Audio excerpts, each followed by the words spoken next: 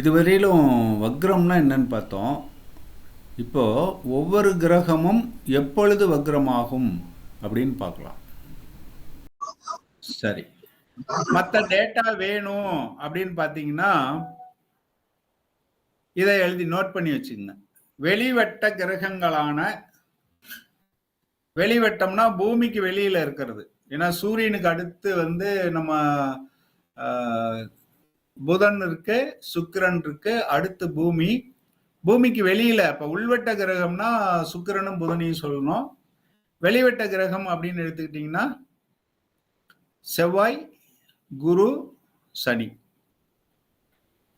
நேற்றுக்கு நீங்க கேட்டீங்க இல்லையா சார், பார்த்த உடனே வக்ரம்னு சொல்றாங்களே எப்படின்னா, சூரியனில் இருந்து, அதாவது சூரியன் நிற்கும் ராசியில் இருந்து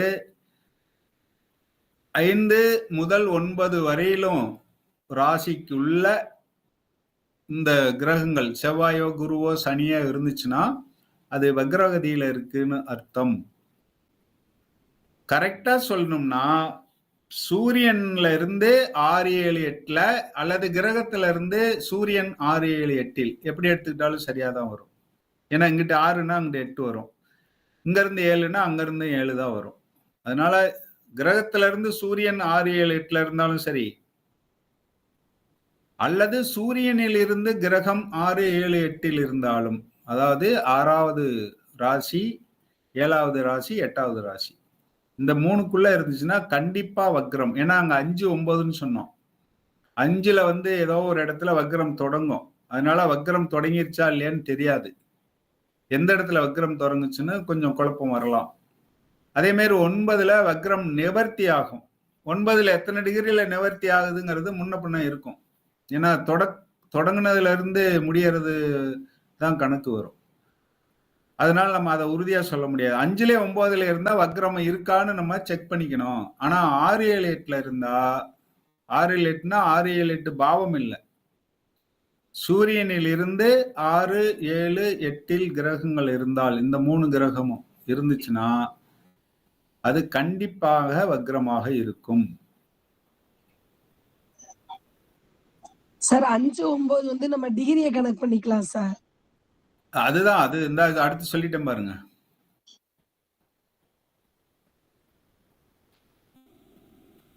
செவ்வாய் வந்து சூரியன்ல இருந்து சுமார் 135 பாகையில இருந்துச்சுன்னா சுமார் தான் அதுவும் வக்ரம். குரு 115 டிகிரி, சனிக்கு 110 டிகிரி. அதெல்லாம் வெளிவட்ட கிரகங்கள். சுக்கிரன் வந்து 5 ராசிக்கு போவே முடியாது. அவர் 3 ராசிக்குள்ளேயே தான் இருந்தாகணும். 3வது ராசி தான். 3 ராசியிலே கடைசி கூட போக முடியாது. 48 பாகையை தாண்டி அவரால் போக முடியாது. சூரியனில் இருந்து முன் அல்லது பின் 48 டிகிரிக்குள்ளேயே தான் அவர் இருப்பார். புதன் வந்து 28, 29 டிகிரிக்குள்ளேயே தான் இருப்பாரு. அதை தாண்டி போக முடியாது. அப்ப எப்பவும் எப்படி போவாங்க? போய் எக்ஸ்ட்ரீம்ல போய் தான் திரும்புவாங்க இல்லையா? அப்ப அந்த ஏறத்தாழ கடைசியில போய் அவங்க வக்ரம் அடையலாம். இந்த கடைசியிலயும் அந்த கடைசியிலயும் வக்ரம் அடையறதுக்கான வாய்ப்பு இருக்கு அப்படின்னு எடுத்துக்கலாம். இவங்க 2 பேரும் அடிக்கடி வக்ரம் அடைவாங்க. சுக்கிரனும், அதாவது புதன் வந்து ரொம்ப அடிக்கடி வக்ரம் அடைவார். 3, 4 மாசத்துக்குள்ள ஒரு தடவையே வக்ரத்துக்கு வருவார். அதே மாதிரி எவ்வளவு நேரம் சார் அவங்க இருப்பாங்க? புதன் சொல்றேன் அதை சொல்லிடுறேன். நீங்க பாருங்க, இதுல நீங்க தெரிஞ்சுக்க வேண்டியது முக்கியமா ஒரு விஷயம் இருக்கு. இங்க இருந்து போகும்போது நார்மலா போறாரு, போயிட்டு இங்க போய் நின்னுதான் அப்படி திரும்ப முடியும். அப்போ இங்க கொஞ்ச நேரம் நிப்பார். அத ஸ்தம்பனம் அப்படிம்பாங்க. அப்ப அந்த நேரத்துல கோச்சாரத்துல ஒரு முக்கியமான கிரகம் வந்து எந்த பாவ அதிபதி அங்க போய் அப்படி நிக்கிறாரோ, அது இப்போ உதாரணத்துக்கு 10ஆம் பாவாதிபதி போய் கோச்சாரத்துல ஸ்தம்பனம் ஆகிறார். அப்ப அந்த நேரத்துல தொழில் வந்து ஸ்டாட்டிக்கா இருக்கும். அப்படியே ரொம்ப லாக் ஆன மாதிரி இருக்கும். ஒண்ணுமே பண்ண முடியாது. எல்லாமே இருக்கும். ஆனா ஒண்ணும் செய்ய முடியாத ஒரு சூழ்நிலை இருக்கும் அப்படின்னு எடுத்துக்கலாம். அப்போ இது சாதாரணமா நேர்கதி அப்படிம்பாங்க. நேர்கதியில போய் ஸ்தம்பனமாகும். ஸ்தம்பனமாயிட்டு வக்ரமாகும்.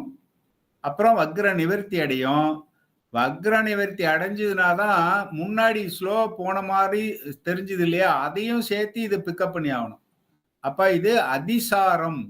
சாதாரணமா இருக்கிறத சாரம் அப்படின்னா இது அதிசாரம். வேகமா இங்க பாருங்க, இங்க இருந்து டக்குன்னு இங்க போச்சு இல்லையா? இத அதிசாரம் அப்படின்னு சொல்லுவோம். சரி, இந்த பாகை கொடுத்துட்டோம். இத குறிச்சுக்குங்க. சனி முதல்ல 5 நாள் ஸ்தம்பனம் ஆவார். வக்ரமா திரும்புறதுக்காக ரெடி ஆகுறாரு அந்த 5 நாள்ல. 140 நாள் வக்ரமா இருப்பார். அப்புறம் ஒரு 5 நாள் ஸ்தம்பனம் ஆவார். திரும்ப ரிவர்ஸ் ஆகணும் இல்லையா? ஒரு 5 நாள் அப்படியே நிப்பாரு. அப்புறம் அதிசாரம் திரும்பி வந்துருவார். குரு வக்ரம் ஆரம்பிக்கிறதுக்கு முன்னாடி 4 நாள் ஸ்தம்பனம். சுமார் 120 நாள் வக்ரமா இருப்பார். எல்லாமே சுமார் தான். ரொம்ப வித்தியாசம் வராது. 1 நாள் 2 நாள் வித்தியாசம் வரும். இந்த 4 நாள் 5 நாள்ங்கிறது அது பெரிய வித்தியாசம் வராது. அதுல 1 நாள் வித்தியாசம்லாம் கிடையாது. அதுல இருந்தா மணிக்கணக்குல வித்தியாசம் வரலாம். அப்ப குரு 4 நாள் ஸ்தம்பனம், 120 நாள் வக்ரம், அப்புறம் ஒரு 4 நாள் ஸ்தம்பனம், திரும்ப நேர்கதியில அதாவது அதிசாரத்துல வந்துருவார். செவ்வாய் 3 நாள், 60 நாள், மீண்டும் 3 நாள். சார் நம்ம கோச்சாரத்துல செக் பண்ணுவோம் சார் இத. செக் பண்ணிடுங்க. செக் பண்ணிட்டு சொல்லுங்க. சுக்கிரன் வக்ரம் 42 நாள். அந்த பக்கம் அதாவது தொடக்கத்துல 2 நாள், வக்ர நிவர்த்தி ஆகிறப்போ 2 நாள் ஸ்தம்பனமா இருப்பார். புதன் 1 நாள், 24 நாள் வக்ரமா இருப்பார். சாப்ட்வேர் மோஸ்ட்லி எல்லாரும் வச்சிருப்பாங்க. சாப்ட்வேர்ல தட்டி பார்த்தாலே எந்த டேட்ல வக்ரம் காட்டுது, அப்புறம் எந்த டேட் வரையிலும் காட்டுதுன்னு பார்த்தாலே கண்டுபிடிச்சிடலாம்.